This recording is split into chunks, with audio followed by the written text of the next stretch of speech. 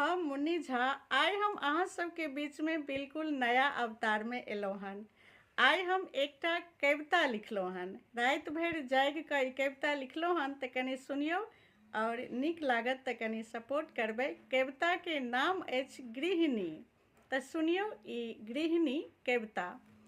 रौतका काज सब पूरा केलिए, तखन बच्चा ठोकि सुतेलिए। रौतका काज सब पूरा केलिए, तखन बच्चा ठोकि सुतेलिए। पहिने बच्चा ठोकि सुतेलिए, तखन अपने सूतऽ गेलिए। पहिने बच्चा ठोकि सुतेलिए, तखन अपने सूतऽ गेलिए। भोरे जखन अपने उठलिए, भोरे जखन अपने उठलिए, बच्चा संगे लागल उठले, बच्चा संगे लागल उठले। साउस कहलखिन चाय बनाओ, ससुर कहलखिन गरम पानि लाओ। साउस कहलखिन चाय बनाओ, ससुर कहलखिन गरम पानि लाओ।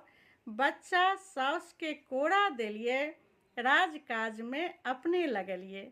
बच्चा साउस के कोड़ा देलिए, राजकाज में अपने लगलिए। करते धरते 3 बजले, करते धरते 3 बजले। पहिने बच्चा ठोकि सुतेलिए, तखन चैनसँ अपने खेलिए, तखन चैनसँ अपने खेलिए। जब तक बच्चा सूतल रहलै, जब तक बच्चा सूतल रहलै, राजकाज सब समेटलहुँ।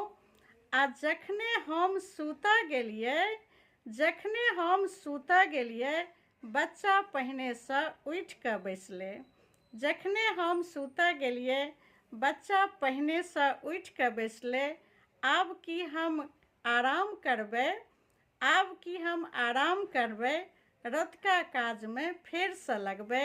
हमर जीवन तऽ अहिना चलतै, हमर जीवन तऽ अहिना बीततै। जय मिथिला, जय मैथिली। नीक लागत तऽ कमेंट लाइक जरूर करबै।